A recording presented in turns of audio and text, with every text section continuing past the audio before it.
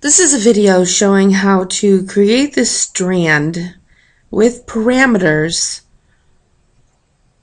and adaptive points so that we can bring it into a divided surface with nodes and pick those adaptive points and see this strand form to the divided surface, and then bring it in to the project and turn off the visibility of those divided surfaces. So going back to close out of everything, I'm going to start a brand new family. So I went to the R and picked new and family, and I'm going to start with the generic model adaptive.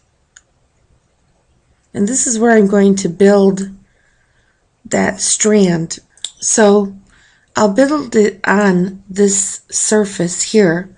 So if I pick point element and I create 8 of them, 1, 2, 3, 4, 5, 6, 7, 8, and then I'll select all 8 of those and make them adaptive by picking make adaptive, and you'll see that they're numbered 1 through 8. So when you're clicking on the divided surface, those are the surfaces that you'll use. And then for each one, I'm going to use my tab key to make sure that I'm selecting the surface that's facing up, and then I'll draw a circle from that center. Then I'll select that circle and pick this small dimension to make it permanent, and then select here the dimension and create a parameter by using this drop down called label. In the options bar, I can pick add parameter, and this might be R1. I'll go ahead and pick OK. And eventually all of these circles will be reference lines. I'll select the circle, and then in properties I'll put a check mark in is reference. You see how it changes it from black to green. So for each one of these adaptive points, I'm going to tab to the surface that's facing up, select it, draw a circle, select that circle. At this point you can actually make it a reference line, and then select here the dimension, selecting the small dimension to make it permanent, and then select the dimension so that you can drop this list down and pick add parameter, and we'll make this one R2. So go ahead and pause the video and finish those all the way to R8. Okay, so you'll know that you finished when you see that they're all green and that each one has an R next to it. And if you pick here in the properties panel, family types, you'll have all of the parameters that you just created, and now we can start to add a formula. If the bottom one, R1, is 4 feet, then we're going to type in for R2 that R1 is going to be multiplied by some factor or divided by a factor, whatever your design is. If we use something like 0.8 or 0.9, it's real subtle. And so R2 is going to be R1 times 0.9, and then R3 is going to be R2 times, which is, I'm using the asterisk for times, 0.9, and so on. So I'm going to type in R3 asterisk 0.9 so that each one will gradually get smaller, and we can change that radius even after we've created it. And we can check it to make sure it works properly by changing here the R1. So if we change R1 to 2 feet and then pick apply, we should see in our drawing that the circles will start out at 2 feet and gradually get smaller. If you multiply it by 0.5, then you're saying that it's half of the radius, and that is a big difference between the two. So in order for me to select the circles, I'm going to make this radius a little bit bigger for now. I'll go ahead and pick OK. And then with your control key held down, we're going to make sure that we're just selecting here the circles so that they're all selected. We can go ahead and pick Create Form, Solid Form, and that is our strand. We may even want to change some of the radiuses so that they get smaller at the top and bigger at the bottom. We can, like I said, we can change them later on. The other thing that we'll need to do is to select all of the adaptive points. So you can select everything with the window and then use the filter tool to uncheck everything except for the adaptive points. And with your adaptive points selected, you can go to Properties and change your orientation to orthogonal on placement and pick Apply.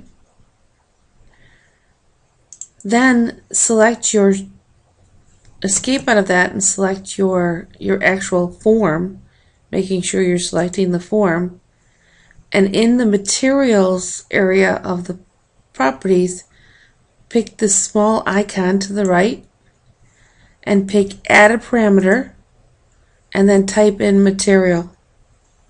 Now we're using type properties so that when we go back into the project, we'll be picking Edit Type here. But you could use Instant if you wanted it to be in the bottom part of the properties and only one specific instant and not the whole type. So type in Material and then pick OK and OK again so that you can create a parameter for the material.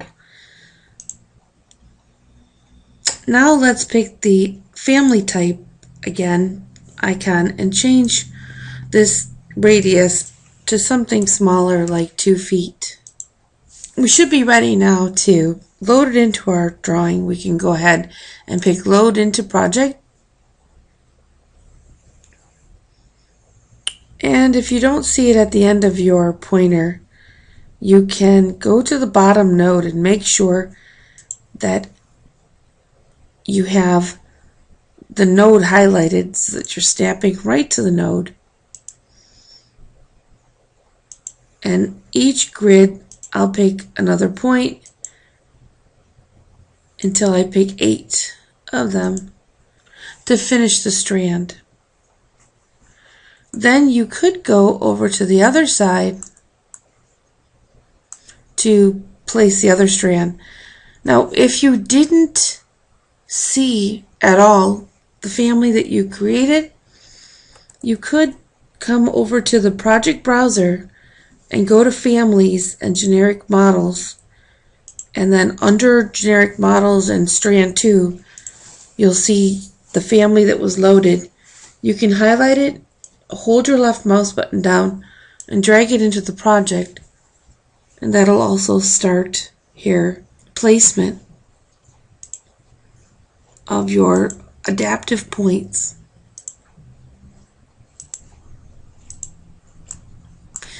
Making sure that you are picking the nodes.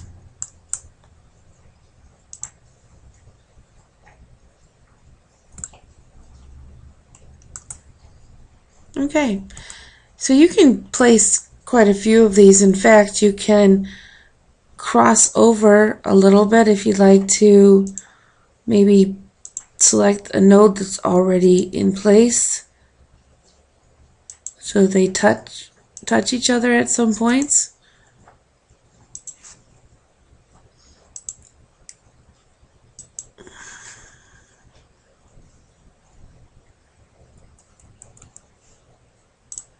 Oh, see, now I selected one too many and I ended up with a different strand started there. Okay, you can even join these two if you like to join them as one element. So we're ready to load it into a Revit project. So we'll create a new project and we want to go to the 3D view and then use Control Tab. It'll bring you back to the plan view. I'll just go ahead and close out of that. And then pick Load into Project so that we can pick Project 1 and pick OK. This dialog box appears to let you know that they're going to turn the Show Mask mode on. If you scroll back a little bit and pick Place on Work Plane, you'll see your divided surface with your strands. You can left click. It's going to give you a warning because it's not a solid shape, so you won't be able to compute mass floors, volume, or surface area, which we don't want to.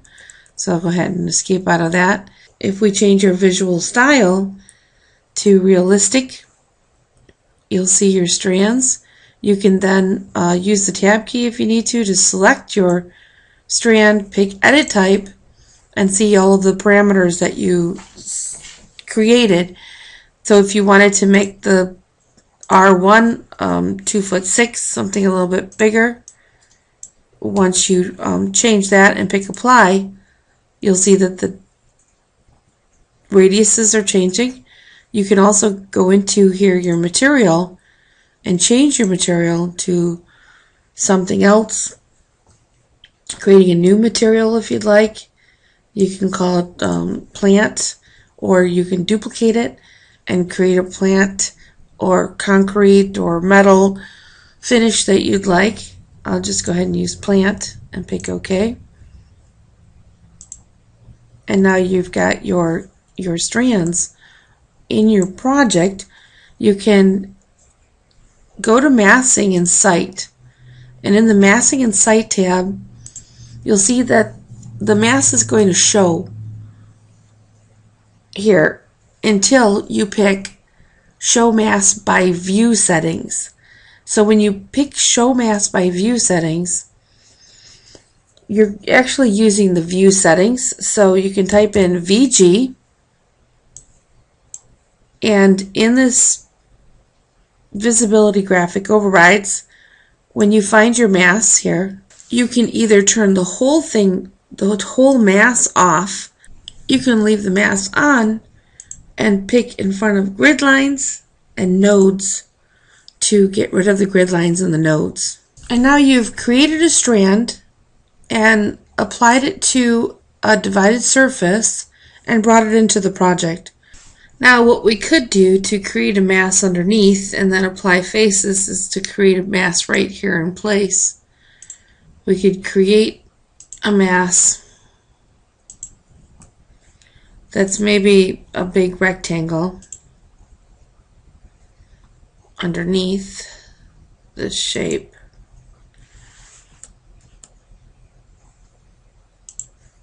And then create form.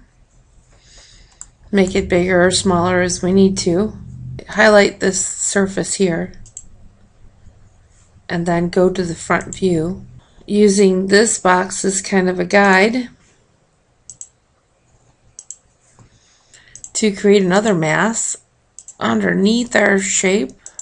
And then we can select this spline and create a form.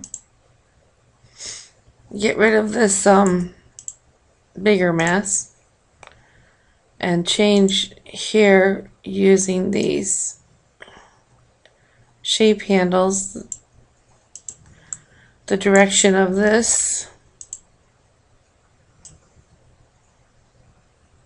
mass. and then go to Finish Mask, and it's just warning me that I don't have any solid surfaces for mask floors, volumes, and areas, which is fine. I'll go to Masking Insight and try here a wall surface, and you can edit and change the thickness of the wall by duplicating it.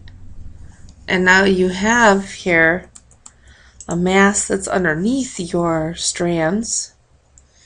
And if I turn off here the mask, you'll still have the material that you created, whatever your design is. Okay, well that was fun, and you can see all of the possibilities. We use strands with different radiuses, but as long as you create some kind of shape, you can bring it into a divided surface and make it a part of the project.